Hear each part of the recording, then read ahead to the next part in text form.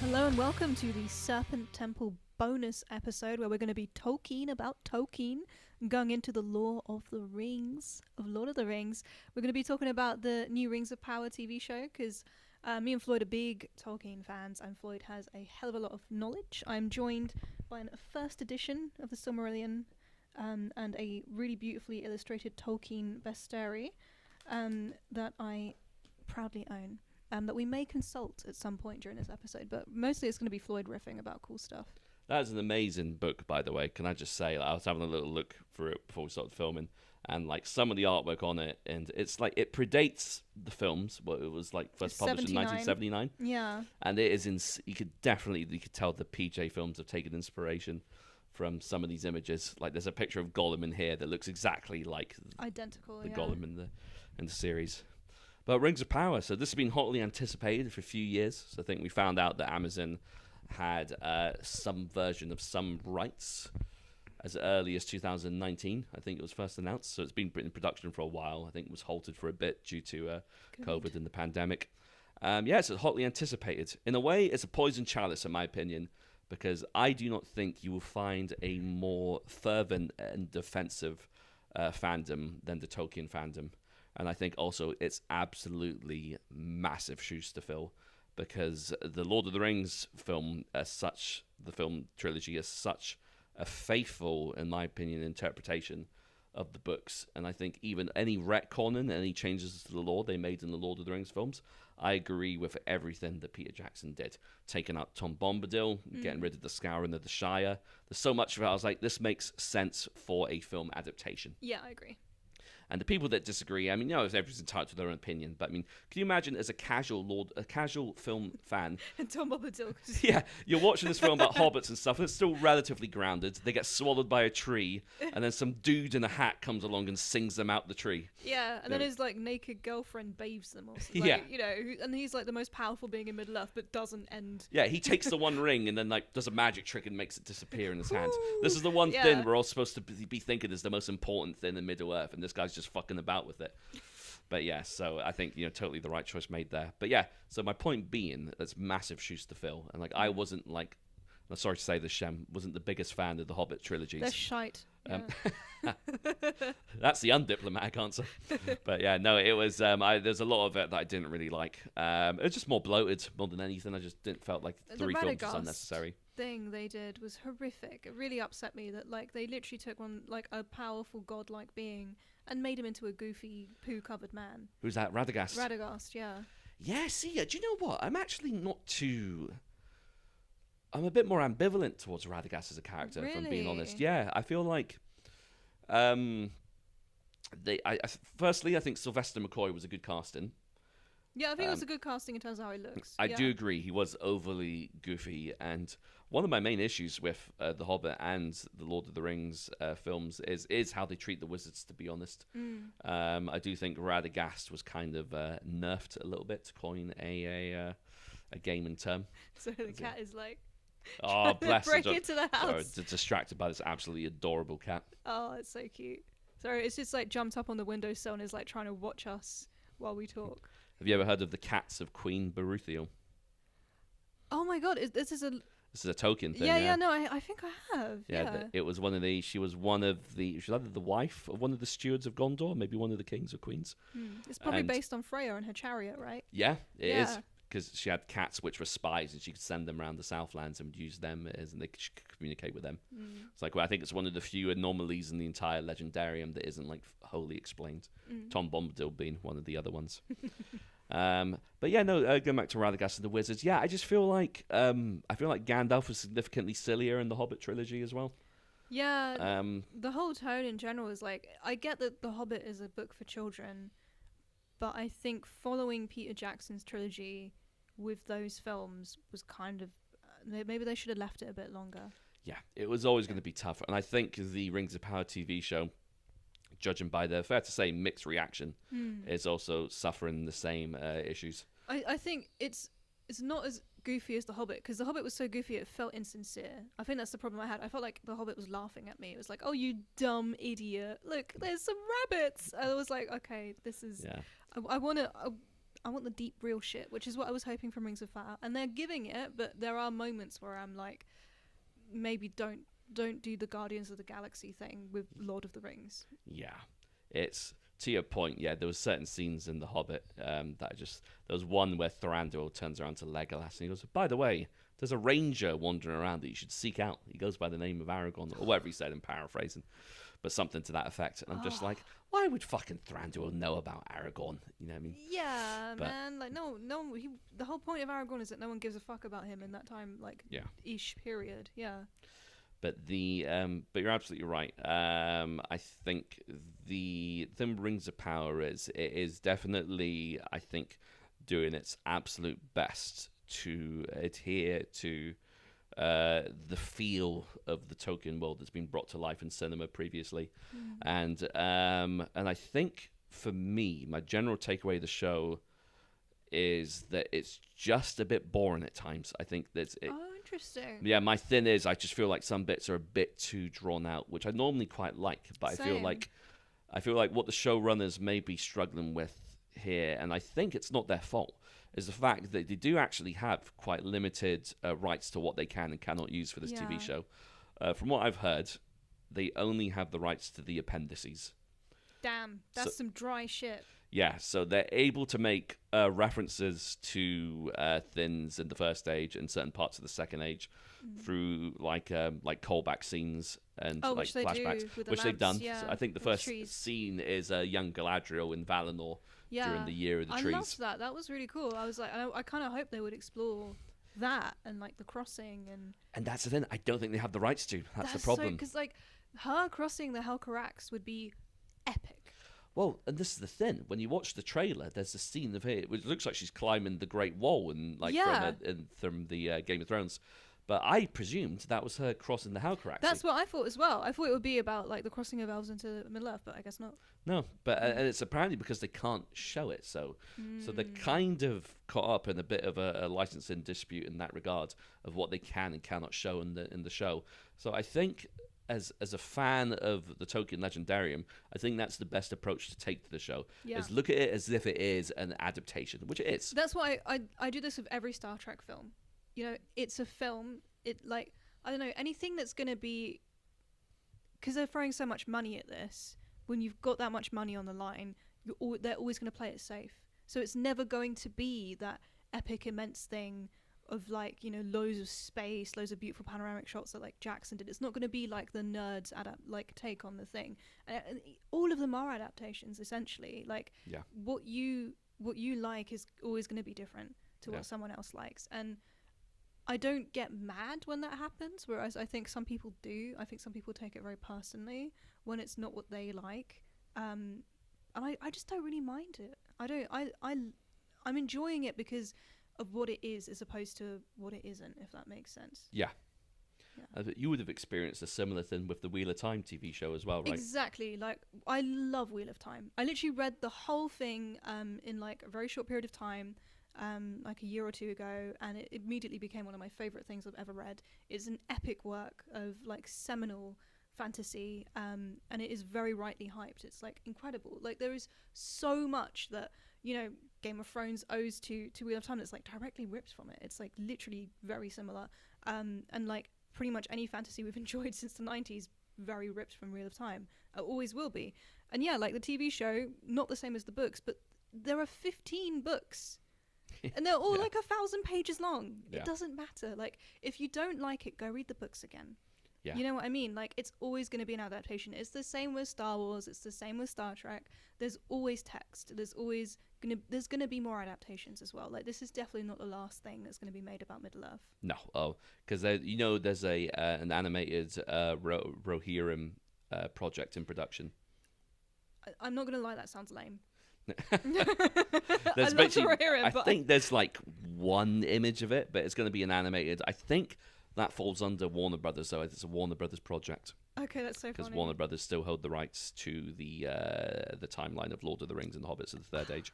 If it's going to be like, because like, there's an adapted Star Trek TV show, I don't like that kind of animation. But if it's aimed at kids, then fair enough. It's not for me. You know what I mean? But I would love I don't know, the Rohirrim, like, oh my god, get some stunt horse guys and some nice armor with like the cute hair thing. Like, I loved how they looked in the TV show. They were gorgeous. I did want more time with the Rohirrim. Yeah.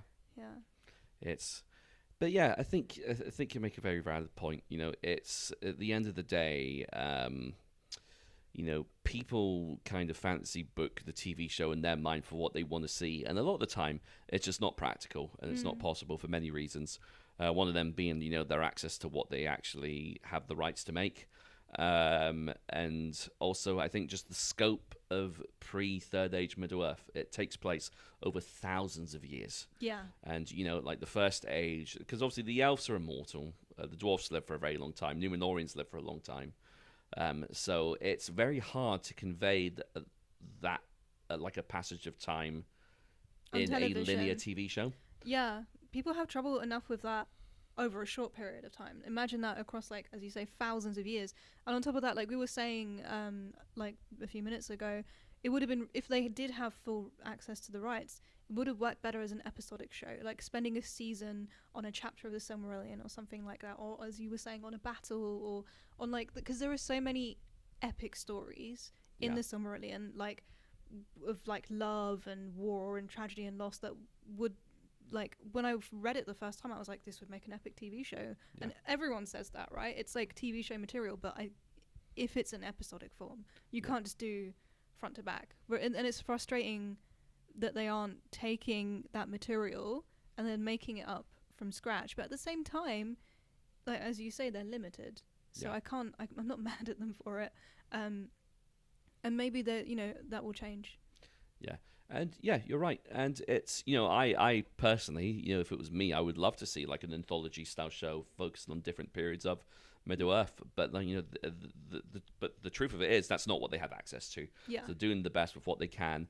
And you've always got to think. And I think of this when I think of the Hobbit films and experiences I've had with younger fans who have been like kids that have grown up watching the Hobbits. I say kids, it's probably adults now that grew up watching the Hobbits, depressingly enough. But, like, you know, there's nostalgia plays a massive part in people's and how they form an opinion about a TV show. Like, you know, I grew up with the Lord of the Rings films. There's kids that would have grown up with the Hobbit films that would idolize those films. Yeah. And there's probably going to be a younger generation of Tolkien fans or even fantasy fans that will be watching the Lord of the Rings TV show, that will be watching it thinking, yeah, this is the Middle-earth that I grew up with. You know, we were very blessed to grow up during the Peter Jackson films, which I still think, you know, that's a real lightning in the bottle moment, in my opinion. Like, I don't think we'll ever see anything like that reproduced in the current landscape of film and TV, because it was just, everything was just lined up perfectly. They had the right location, they had the right amount of backing behind it. Perfect actors. Yeah, and just the casting was just phenomenal. You know, they nearly had another guy play Aragorn. Some young guy, wasn't he? Yeah. It's I can't remember his name, but 2 weeks before they were going to film, they just swapped him out for Viggo Mortensen. And what a masterstroke that was, because you can't imagine Aragorn played by anybody else. Honestly, if Viggo Mortensen wasn't in that role, I think that all the films would be different. Yeah. I honestly think he was the glue that held that all together. Like an anchor, wasn't he? Yeah, I love that guy. But getting into the Rings of Power show itself. So it starts off quite strong, because I do like I love the shot of the two trees of Valinor. I think that was done greatly. Yeah. And I loved, like, they kind of did a montage showcasing some of the events of the First and Second Age. So Morgoth destroying the two trees. So they are allowed to, I think, make references to some things and events that happen. I just don't think the current narrative of the show is allowed to take place during those times. So I think that's where the restrictions lie. So they've done a good job of kind of like setting the the landscape, and visually it's stunning. Like, I don't know how much of it is practical effects and like real sets. I've been told that it's a lot more than you expect. So there's I some think parts. It's a good mix. Yeah. Yeah. And obviously, I imagine a good chunk of the, what was it, £750 million budget has went into like a lot of the digital effects, because digitally it does look quite convincing as well. Like, I thought Khazad-dûm looked amazing. Yeah. So the first episode is kind of just, Galadriel's character and arc is kind of established, because I think it's quite clear from the first episode that she's going to be more or less the main character.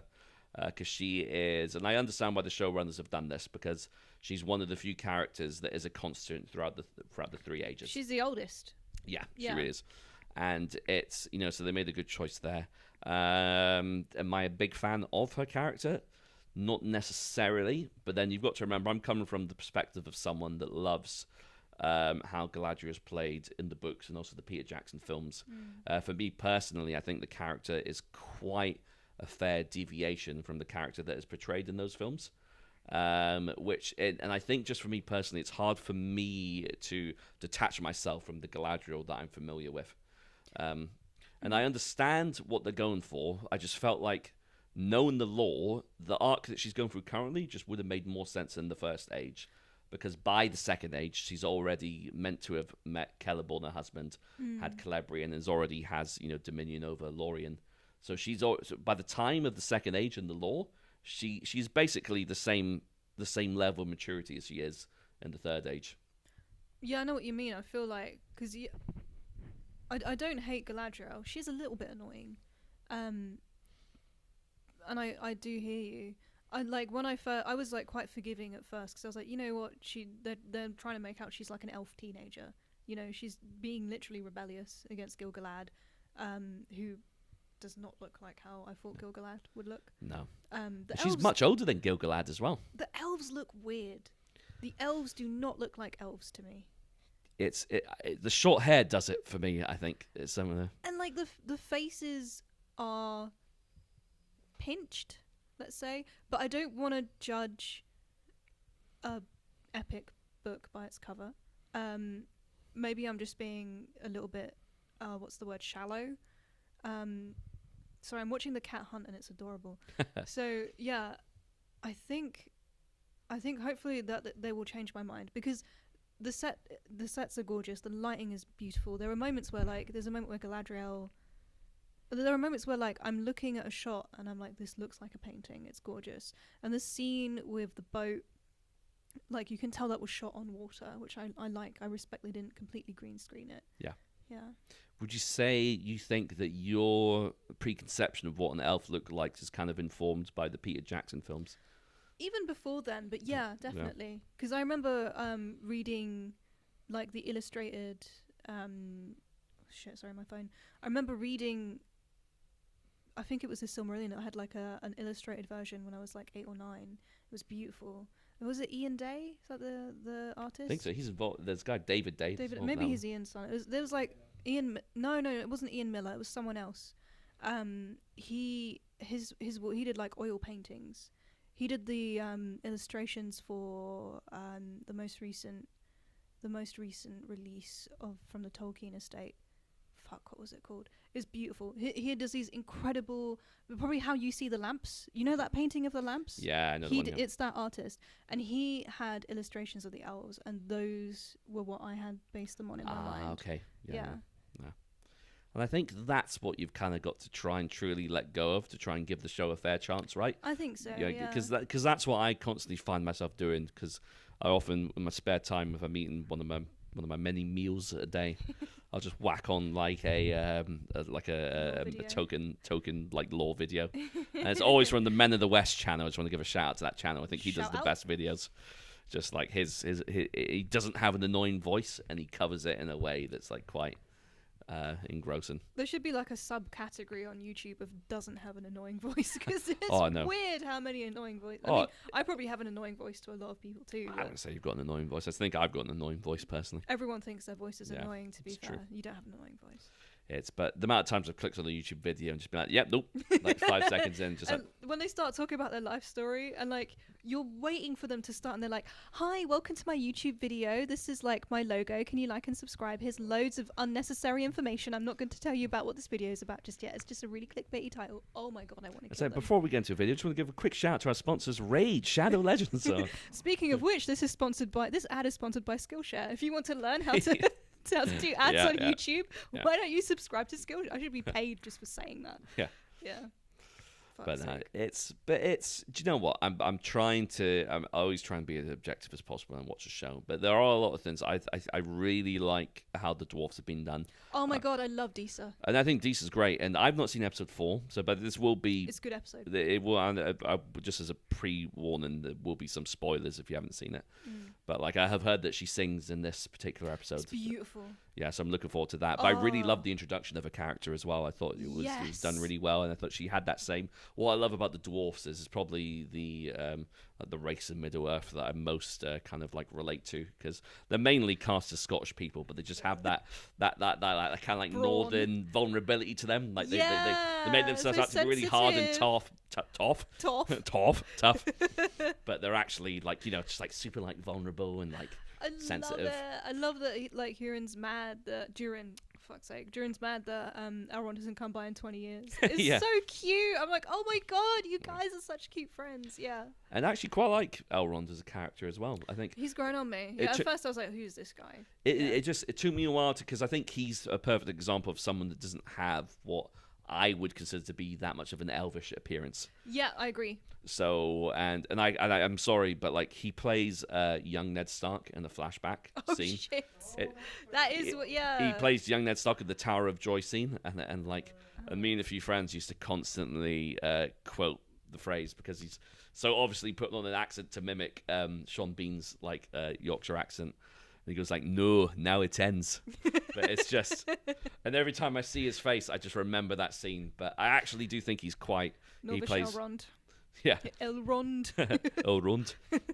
But I do think he plays a pretty good Elrond. I think he's a good Elrond. It's very different from Hugo Weaving, and Hugo Weaving's such a distinct actor. I love Hugo Weaving. He really gets a character. Like his work in V for Vendetta was amazing. Oh, V for Vendetta was was great. Good in that. Yeah. Yeah, talking of good adaptations, I love what they've done with that film, and I think they made some great adaptation. changes. I think which made sense Yeah. for the film as well. Mate, that is such a good duo. Like Natalie Portman in that is on fire. It is her, right? Yeah, it's Natalie Portman. Yeah, fucking fire. So good. I just love the last scene at the end when he's like taking them out with the train. knives. Oh, on the train, yeah. I always cry at that bit. Yeah. Yeah. Yeah. Just love it. I'm so sad the edgelords like decide to appropriate that. I was literally just gonna say that. It's like it's so been appropriated by like incels and edgelords, hasn't it? Yeah. Yeah. God damn it. But no, it won't be interesting. We were looking up some of Elrond's lineage before we filmed this, and so one of the cool things about Elrond is it'd be cool to see if there's a connection with him and any of the Numenorians, because it is his twin brother that ends up founding Numenor. He is the first king because he chooses the life of a mortal man. Can. Yeah.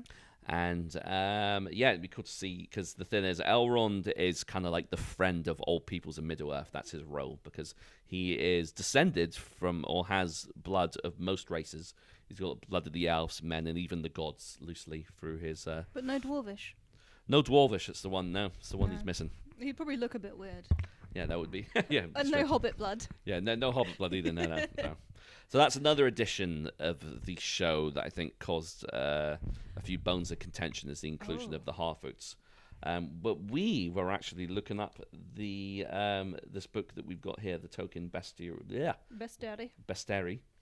And it was saying in there that the hobbits, although they only appeared in Middle-earth, or migrated to the main part of Middle-earth in 1050 of the Third Age, that they would have actually awoken the same time as the men. So they are a sub-branch of men and it is confirmed that they were kicking about as early as the First Age. We just don't know where. So it's not too unfeasible to believe that they were around at that time. And there's also an entry on the Harfoots, and they are described as having nut brown skin. That's very true, yep. Fuck you, anti-woke moralists. But it's but the only thing I find quite puzzling about the Harfoots is that they've all got Irish accents, and some of them not as great as the others. No, so really not. Like I do feel like I am kind of watching like a CBBC drama like Stig of the Dump. It is or very Queen's BBC vibes. Yeah, I remember the Queen's Nose. That show scared me. Well, the Queen's Nose. There's an episode where the main character gets thrown into a giant dustbin, and there's like a really similar one outside my aunt's house. Oh, and like they get trapped in the dustbin, and I think they almost get like thrown into a garbage van and like crushed by the by the crushy things. Like the compactor thing. Yeah, so Yeah. they need to get compacted to death. And I was like a kid when I watched this, and it really messed me up. God damn, I don't remember that episode. Yeah. I was more of a demon headmaster kid myself. I love that show. He Yeah. looks like Jeremy Corbyn. He does a bit, yeah. Yeah. Kind of looks like a weird cross between Jeremy Corbyn and I kind of got David Blunkett vibes from him. No, he looks more like Jeremy Corbyn. He's a bit of Jacob Rees-Mogg in it. I can see Yeah, a he's bit got of a that. bit. I think Blunkett's a good. I wonder what happened to his dog. Blunkett's dog. Yeah, he had a dog. Probably dead. I mean, that was years ago, wasn't it? Yeah. Yeah, Yeah. probably. Poor thing. I always get sad when I watch old TV shows and see animals. I think they're long Yeah. dead. Well, all the dogs that were alive when we were born are now dead. Every single one, pretty much. That's true.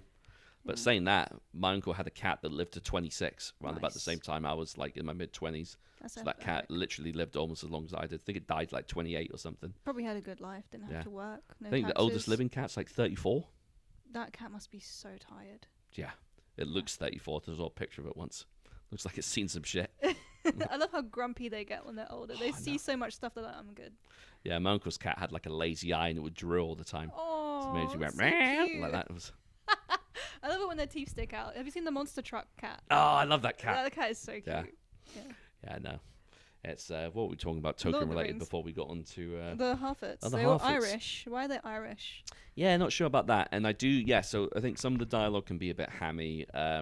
Yeah. And obviously they are connected to the Meteor Man that appears at the end of the Meteor first Man. episode. I like your theory about the Meteor Man. I agree with it. So I've got a theory. So there's a lot of people who I think are making the assumption that it's Gandalf. I think they're throwing out a red herring that it might be Gandalf by the inclusion of the runes, and he's got similar mannerisms. And there's a scene where he like raises his voice, and the trees kind of all bend inwards towards him, and it darkens, very similar to what he does to Bilbo in the in Bag End. Yeah. So I think they want to make you think it's Gandalf, but I think it's probably going to be a Balrog. I agree. Have you seen all the trailers? For what? The Rings of Power? Did you watch all of them? I that were don't released? know. Okay. Maybe. How are you for spoilers? I don't care, but I think we've already talked about it because I genuinely think it's a Balrog. Yeah, because Because like I think the Gandalf stuff is intentional because if you think about the scene where he's dragged into Khazad-dûm by the Balrog, it's the fall of Gandalf, and this is the rise of the Balrog. And I think there's a lot of like mirror imagery between the two, and like the Gandalf reincarnation is based on something called the Tauroctomy, which comes from Mithraic religion. It's like something that Tolkien directly based that storyline off, and it's where like the reincarnation myth of like Jesus and all that shit comes from too. Yeah. So that's like a really old thing, and I think what they're doing here is like showing the parallel between the rise and fall of the Balrog with the rise and fall of Gandalf. yeah, I didn't think about it like that, but that would make a lot of sense. I think that is a good way of kind of making that connection to because they are of the same race, and that's what people Yeah. sometimes forget or don't realize. They're both Maiars, and they both have One all is Maiars have corrupted. shape-shifting-esque abilities. They could take on any form Mm-hmm. they kind of choose in Middle-earth. So And the fire is cold yes, as well, which is like an evil thing. yeah. There's no warmth of goodness and shit. Yeah. So that's one of the popular theories going about. There's another one that the child that found the hilt of the sword. Yeah. People are trying to say that could be the Witch King Oh, interesting. or one of the Nazgûl anyway. I think Adar is either Sauron or is going to be one of the ring race. So Ador is the because you meet Adar so that's the long-haired character that appears at the end of the third episode, right? with the scar. With the elf that's captured Arondir. Yeah. I'm not sure about that one. I reckon we could be seeing a completely new character there. I don't think it's Sauron. I don't think it's Sauron. I'm still of the belief that the character Halbrand, who is the character that Galadriel meets on You the still think he's Sauron? Raft, I do still think he's Sauron. But they could also be doing the same thing that they're doing with the Gandalf red herrings with the Meteor Man. I think they might so. be throwing some red herrings there because the first phrase Halbrand says when he first rescues Galadriel is "Not everyone appears as they seem," or something to that effect. And I thought, well, that's a bit ominous. And he keeps making references from being from the Southlands. Of course, the Southlands is also Mordor. It's that stupid monster energy symbol as well. Yeah.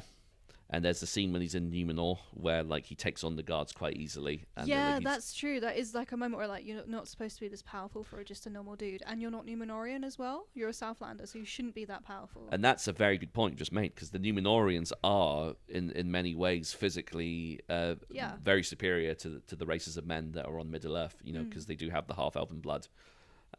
So they are bigger in stature, to the point where, you know, like Sauron willingly surrenders to the Numenorians when they storm Mordor in the Second Age, and which ends up being their downfall, because he gets taken back to Numenor as a captor, but then ends up becoming an advisor and then convinces most of them to worship Morgoth instead of the Valar and the gods. Really interesting, because you know that boat scene where like there's all the other the stranded people on that boat. I think that might be a reference to a French painting, and I'm going to try and show it to you, because it's about some people who were shipwrecked and they started eating each other, and I think they start throwing the slaves off this raft, and it was based on a thing that actually happened. But the painting is really similar in composition to how they first appear Really? in that That's scene, if I remember correctly. It's called the Raft of the Medusa. And it's like loads of people on a raft. Oh, that's cool. It's a bit Dali-esque, like the color palettes and stuff. Yeah, I think it's 1818, so it's pre-Dali. Yeah. Hang on. Yeah, You keep going. I'll circle back to it with the I see actual what you're thing getting that at there. happened. It's but yeah, there was an interesting scene. It did also, unfortunately, illustrate one of the moments where I kind of groaned a bit at Galadriel, because I think it's kind of silly of her to just jump off the ship and attempt to swim back thousands of miles back to Middle Earth.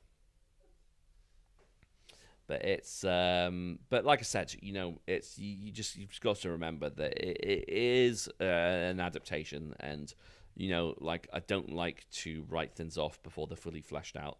And, you know, and to the point of some of the dialogue being a bit hammy and stuff, I think, I can't remember if I was speaking with you about this or someone else, but so often at the beginning of TV shows, you go back and watch the first season of Game of Thrones, first season of a lot of shows, sometimes takes a while for the actors to develop, you know, that synergy and being able to bounce off each other as actors.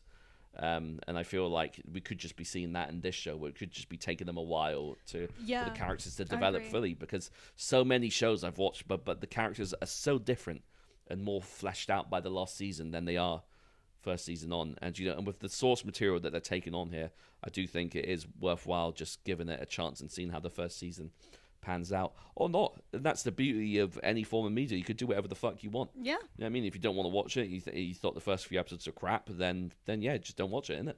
Yeah, so I it's agree. that simple. I totally agree. You know, Yep. I all of my favorite TV shows, first two seasons suck.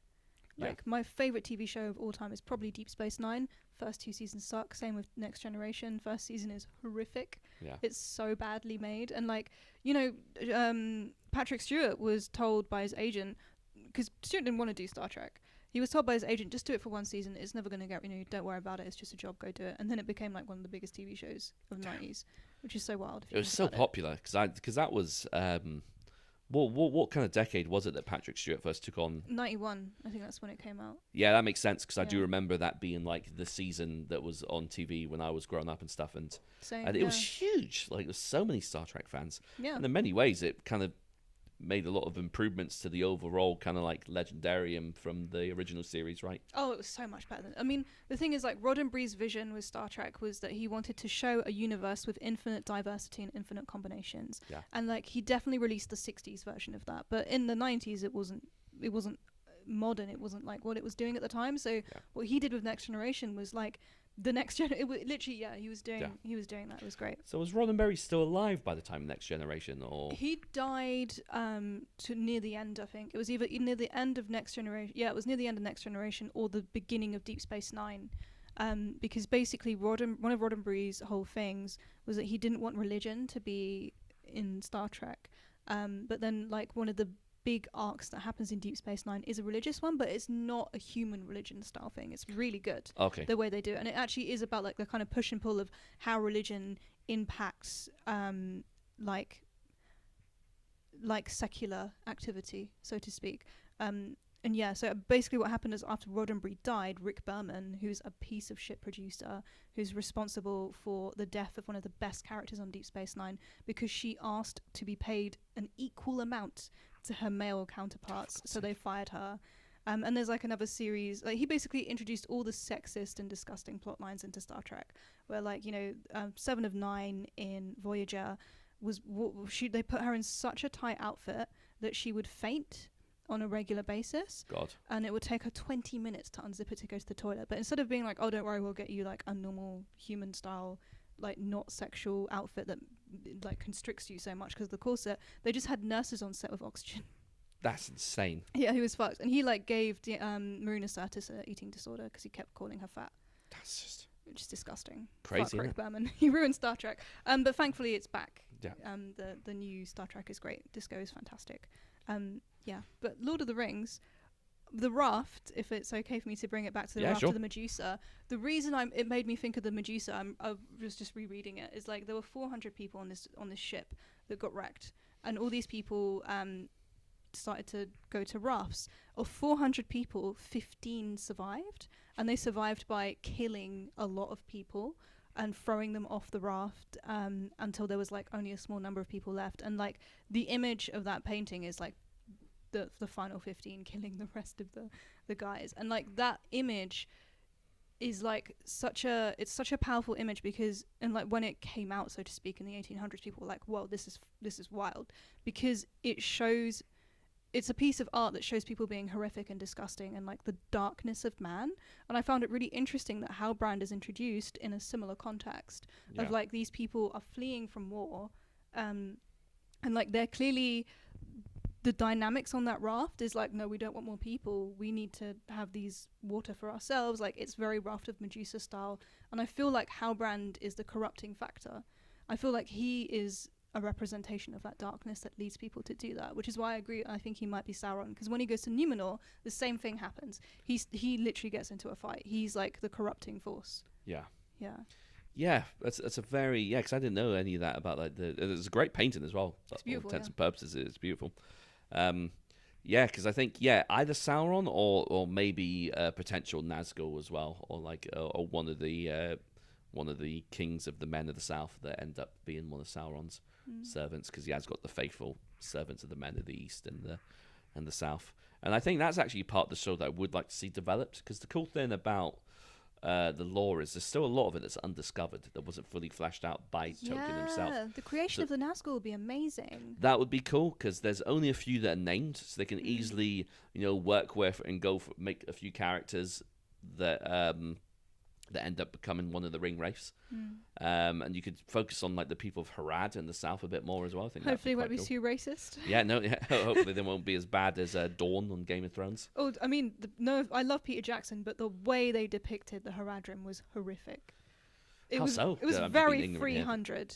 It was very 300. It's like, oh look, these savage brown people are here, and they're going, and they've got this face paint, and they're wearing bones. Oh look, they're cannibals. Oh, they're so savage. Oh, okay. And they're riding elephants. Right. Yeah.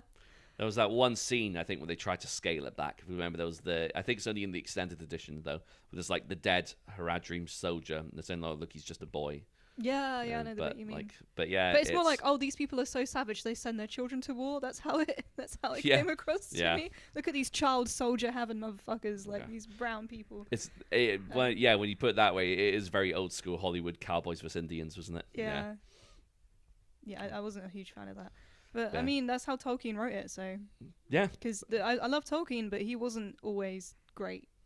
No, and much in the same way, people of that time, unfortunately, it was a very problematic time for...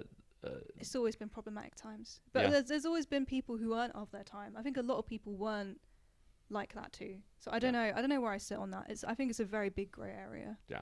Yeah, because, I mean, Lovecraft, for example, he was racist even for his time. He was particularly racist. I think there are some people that do fall out of that category, but I don't think necessarily Tolkien's one of them. I don't like how he's done some things. I'm like, damn Tolkien, you racist twat.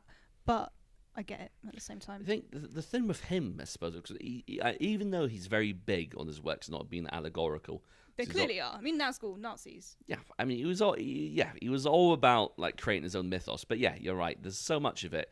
It's just standard. And he was a devout Christian, right? Yeah, but it's just standard. Him and C.S. Lewis would have big debates in the Inklings. Yeah, in the Eagle and Child pub in Oxford about it is the Eagle and Child, right? About how maybe it isn't about how like different how their Christianity was better. Yeah, you know what I mean? Like the C.S. Lewis was definitely worse. Yeah. Than Tolkien with his racism. It's disgusting. Like I loved those books growing up. I read all of them, but looking back on it now, I'm like, oh my god, there's so much white supremacy in fantasy. But that doesn't mean that we need to do it now just to be faithful to the adaptation. You know what I mean? Yeah, and I think therein lies a major flaw in that argument anyway, in that it's an adaptation. There's so much about what they have rights to that is that's not been fleshed out, that they are able to make a world that is more reflective of the world we live in today. Precisely. And it's like and you just got to, and people saying like, oh yeah, but everything's got to be appeasing like a certain like quota, and all the arguments get tokenism. But then if you think about it, you can actually use the original Lord of the Rings trilogy as an argument against that, in the sense that that was something that was made within our time, which did have predominantly white cast. It was extremely white. Yeah. And that exists. Like but like most fantasy is white. Yeah. Like there's an author, Ursula K. Le Guin, who wrote the Earthsea series, and in the series she specifically states the majority of people in Earthsea are black. Yeah. The main character is black.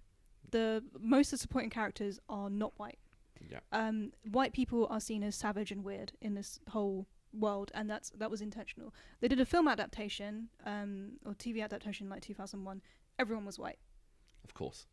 And like Ursula was like, guys, that was literally the opposite of what I was trying to do. Like at that point, because like this is the thing, I think a lot of people would hear that and be like, oh, well, they're doing that for us white people now, they're making like we're a minority. The thing is, right, the majority of media is written by white people for white people, and B is like most films are white people. Like look at this Little Mermaid shit. The majority, like there's not been a single black princess like ever in the Disney stuff. Like there has not been one. Like not in the cartoons and shit. Like the guy who wrote that, she wasn't white with red hair in the actual original text, and B, he was gay, and it was an allegory for forbidden love. And C, it was set in the Caribbean. It was set in like a Caribbean colony of Denmark. So the majority of people in the Caribbean are black. The majority of people who drowned in the Caribbean are black.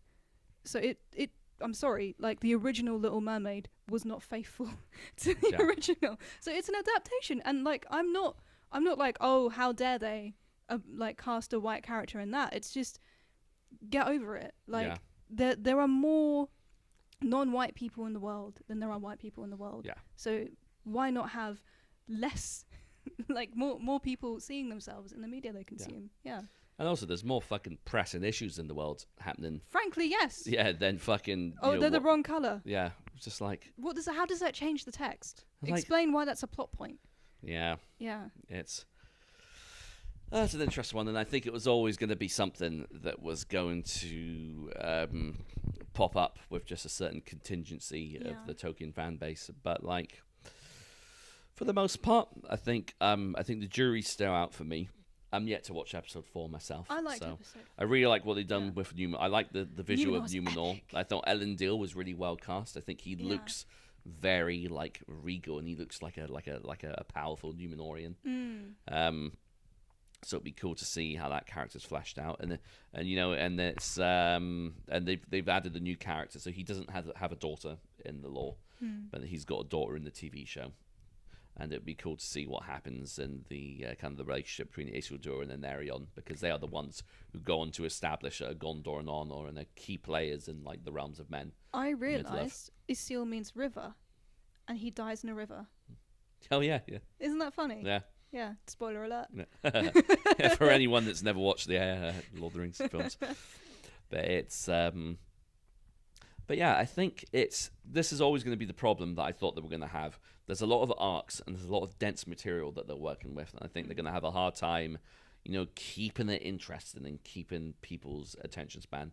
Yeah. Because I think that's where Peter Jackson was so masterful, because he was able to shave off and truncate parts of the lore that made it more palatable for a visual project like a film.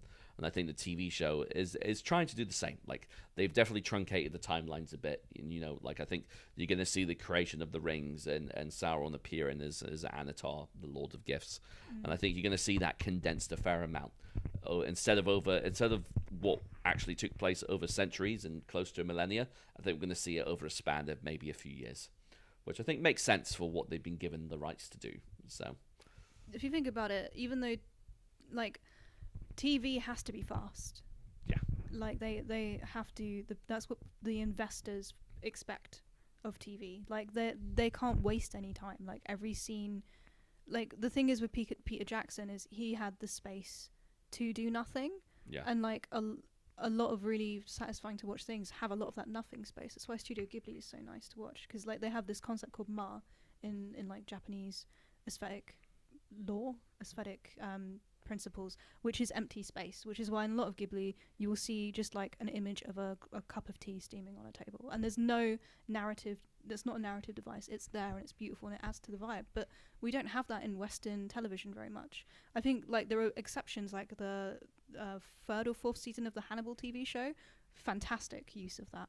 Yeah. But it's not watchable. Yeah. And if you're spending 780 million, you can't do stuff like that. You have to. That budget has to be used on specific things, and I think it is mostly CGI, as you say. Yeah, it's a mammoth task, and like I said, they have got so many different people to please. Mm-hmm. When it comes to the corporate sponsors are involved, and Precisely, people, and the studios, and it's as well as the actual end customer demographic as well. Yeah. So it's a mammoth task and not an enviable one, really. And I think they're giving a good crack of it, and I think it looks amazing, and I'm enjoying it. Yeah. And that's I couldn't ask for anything more than that. I'm enjoying it. Yeah. Yeah. And it keeps me wanting to watch more, and that's the main thing. And that's partly out of me wanting to see just any adaptation of something Tolkien related. But I think if it was so shit to the point where it was unwatchable, then I wouldn't have watched the second episode. Yeah. So exactly. There's something in it that's kind of making me think, okay, there's something here that is worth seeing through to the end. And I think purely on the basis that that you do have to give TV shows a bit of a chance to get things off the ground. So they need to lay those foundations early on, which is what I think they've been doing in these first few episodes. They've been establishing the different kingdoms. There's a little bit of time spent in Khazad-dûm, Numenor, wherever the hobbits are. Yeah, wherever the fuck that is. Yeah. Those weird antler people. I don't like that antler thing. Yeah, that was strange. Yeah. So it's so I think once the main settings and landscapes and characters, the foundations of them have been laid in the show, I think we're going to be seeing. Then we'll see the interesting developments, because the show's called Rings of Power, so it's obviously going to be about the creation of the rings. So we know Sauron's going to turn up at some point.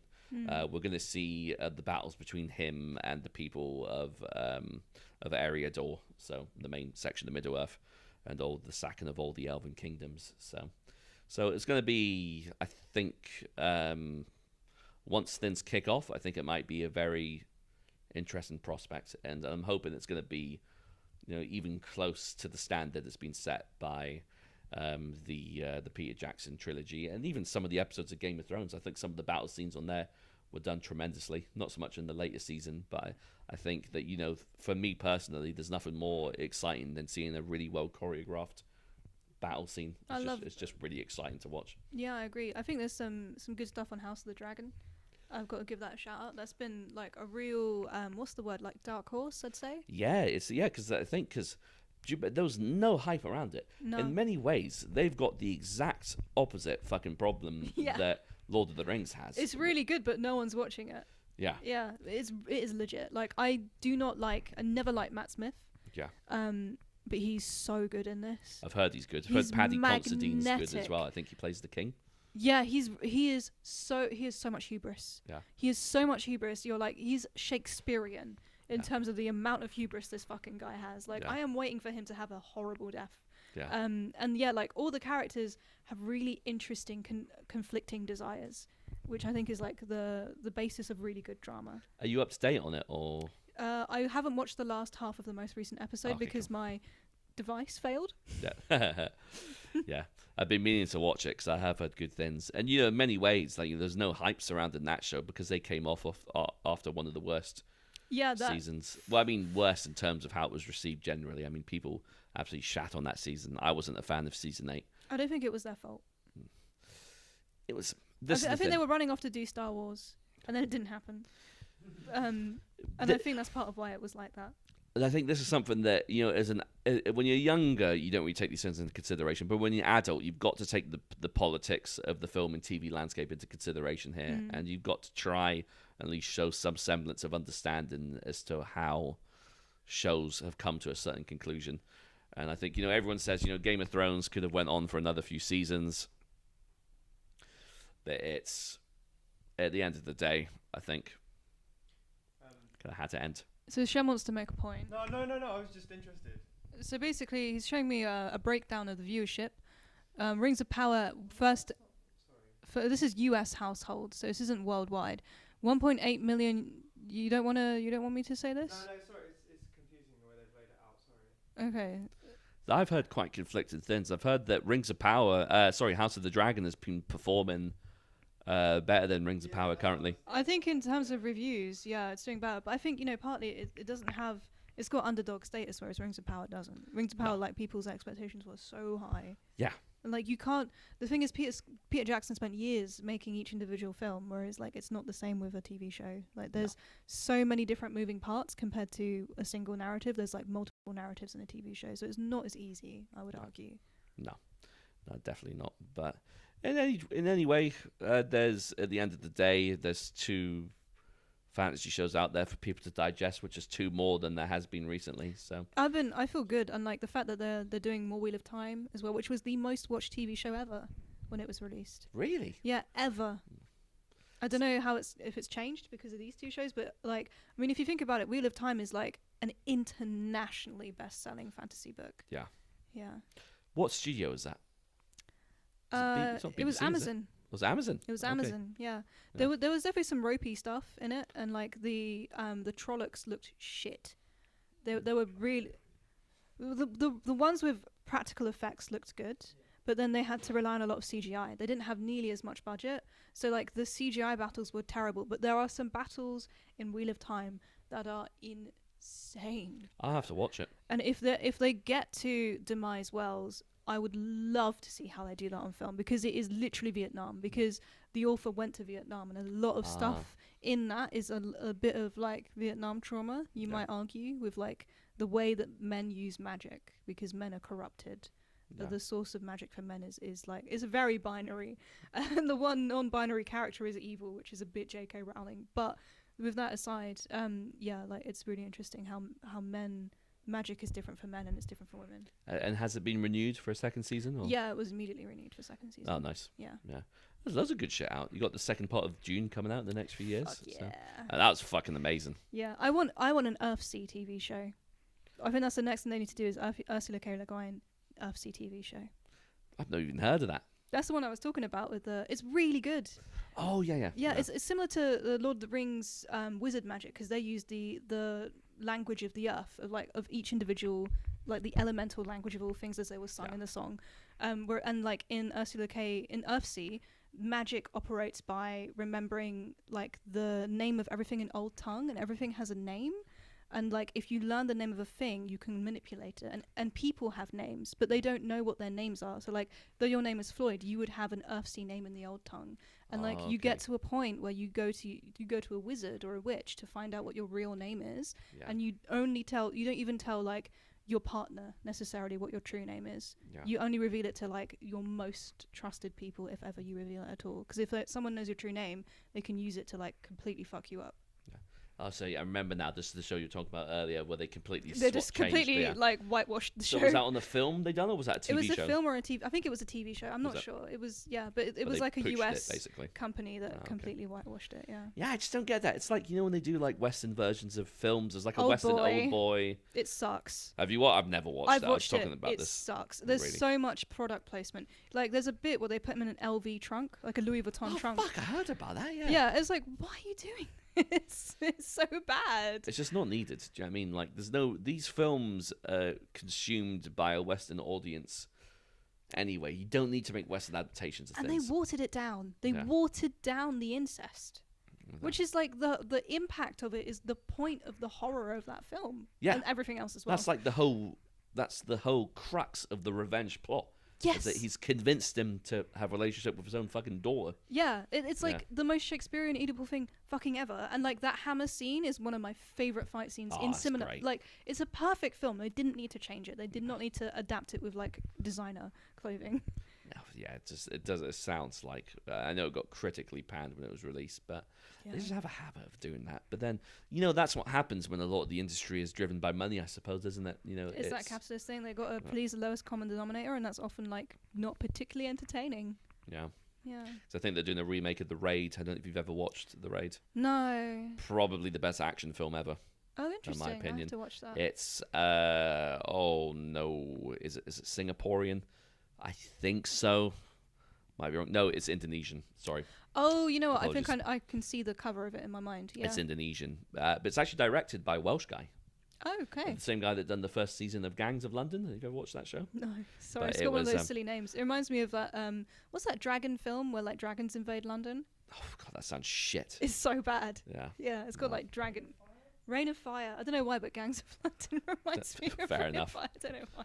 but The Raid is amazing. Like Okay. action-wise, it is just insane. But they're doing like I think a US remake. I think That's gonna be shit. So, yeah. Well, so I've heard. Same with Train to Busan as well. I think we were talking about zombie films earlier, and Train to Busan, in my opinion, is close to 28 Days Later when it comes to like good zombie films, and the remake of that come down the line. But, They're remaking The Mummy as well. oh, they really? I think so. Yeah. I thought they done one with Tom Cruise, right? Which Oh my god, did they? tanked. I hope I forget immediately that happened. It was meant to be like part of this giant monster verse they were building. They were going to be doing like kind of like a Marvel. They did the Scorpion King. This is going to sound weird, but I really fancied The Rock as a giant scorpion. I thought he looked really good because he had long hair. I thought he looked really cool. Have you seen it? Have you ever seen that scene recently? Like the I've not CGI of seen it is aged recently, terribly. but I think he did the eyebrow thing in it as well. He does, yeah. There's a scene where he's coming towards the camera as the giant scorpion. He does the people's eyebrow. Oh god! That was his first role. I thought he looked. 7-year-old Nina was like, "Damn, who's that?" I love The Mummy Returns. Oh man, that film is so good. It's crazy to think that The Rock would have been maybe in his 20s then. No, he looks the same. Do you know who did his voice in the film? No. Max Cavalera. What? No. Max Cavalera voiced the Scorpion King. That's fucking weird. That's crazy. Was that the guy that was at Death Fest? That was the other one. That's his brother. Look, his brother, I don't Igor listen to Cavalera. Sepultura, okay? That- I'm sorry. Max Cavalera's the one that left and then formed Soulfly. But he's on good terms with Igor now. They do the Cavalera conspiracy and play like material from some of the Sepultura albums. That name has aged badly, I've got to But say. that reminds me of the fact that that Mike Patton, we were talking about I Legend earlier. Was it I Am Legend? I Am Legend. So I'm getting confused with I, Robot and I Am Legend. They're but- both. That's funny. They're both Will Smith films. Yeah. But in I Am Legend, Mike Patton does the voices of like the zombie like vampiric creatures. Oh, So he does, like, all, like, the snarls that's and stuff. so cool. He's Yeah. got the highest range of anyone ever. Like he's got a world record for it. Oh, has he actually got the world record for that? I think it's like something like 12 octaves or something Damn. ridiculous. Yeah. I think Rob Halford's got quite a lot of octaves as well, has he not? I think But- he does. He's yeah. got a lot of high octaves, that's for sure. Yeah. Yeah. Oh, there you go. Mad respect. Well, I think we've sufficiently covered the first few episodes of Rings Yeah. of Power. I can't Maybe- wait to. Maybe it's something we'll revisit as the series progresses. We should do it like after the finale because Yeah. I think we'll probably be like really excited. Yeah. Yeah. Thank you for watching. I'm sure we're going to have some hot takes in the comments for this one. I'm pretty sure there's going to be some steaming ones. Yeah. Some steaming turd hot takes. Thank you. I hope you're not bored of our rings at this point. Thank you so much for listening and watching. Feel free to like and subscribe. Goodbye. Till next time.